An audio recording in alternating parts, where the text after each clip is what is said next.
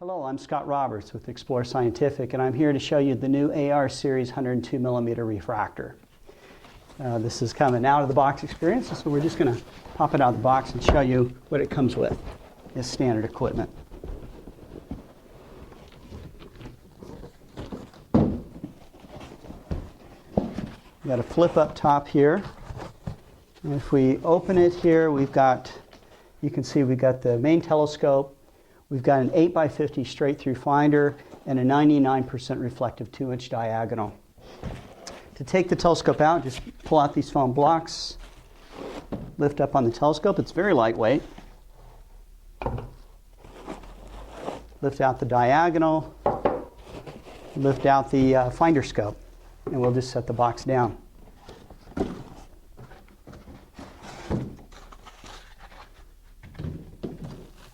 Start just by taking the parts out of the bags here. Just reach in and slide this off. You'll notice that the telescope comes with some protective tissue on there. We do that after we make inspections of the telescopes.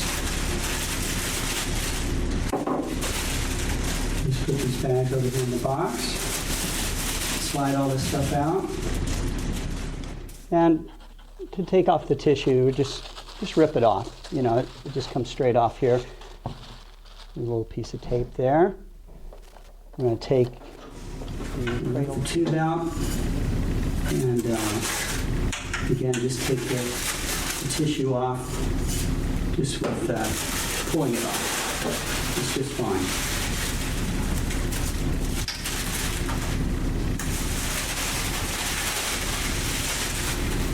Here we go.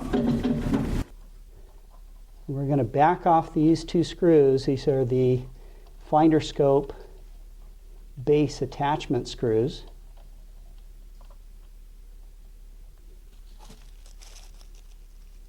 I'm going to take the screws of the finder scope, make them loose all the way around, and we're just going to slide the finder scope out, and again we're just going to pop off the paper, just slide it off. There we go. Now, on one side of the bracket here is a little notch. Here, I'm going to bring this up closer so you can see it. You can see there's a little notch on this side. The finder scope bracket and the finder to the telescope, we have to work around the bracket. We've got a full-size bracket here that has a handle. This handle, by the way, is slotted on the top. You can put a 1/4-20 bolt through here and attach a 35mm camera on top of it so you can piggyback things on top of here. It's also got a nice grip on it, but it does make the bracket itself a little wider on the base. This adds to some stability of the telescope. But in order to attach that bracket, what we're going to have to do is we're going to have to slide the tube all the way back so that the cradle is butting right up against the front here.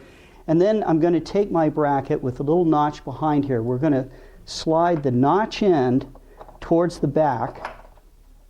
And then I'm just going to tighten up the bracket with these two screws. And now what I can do is I can slide in the finder scope. And we just tighten it up. The next step here is that now we can slide the tube assembly to any position that we want to, and we just tighten up the cradle rings so that we can handle the telescope. You'll probably loosen these cradle rings later as you attach it to a mount. If you have it attached to the Twilight 2 mount, you may want to slide the whole handle and everything so that the handle's facing to the side of the telescope. But on a German equatorial mount, you'd probably want the handle straight up.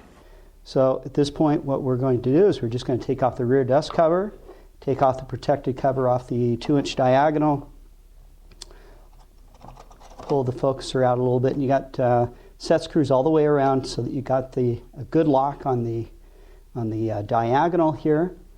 You'll notice if I flip the whole telescope around that we have a 2-speed focuser here, coarse and fine adjustment. And down on the bottom of the focuser, we've got adjustments here for locking it and adjusting the tension. This rail is an extra long rail down here. This is a Vixen style standard rail, and that allows you to mount the telescope in many different positions depending on what kind of eyepiece that you might have on the back of it or camera.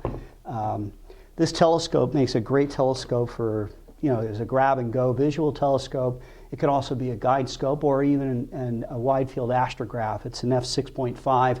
Dust cover just pops off. If you ever needed to, the telescope has a removable dew shield. It's snug fit, and then there are collimation screws all the way around so you can adjust the collimation of the telescope if that's ever required. Anyways, the telescope right now is fully assembled, and it's ready to go out under the night sky.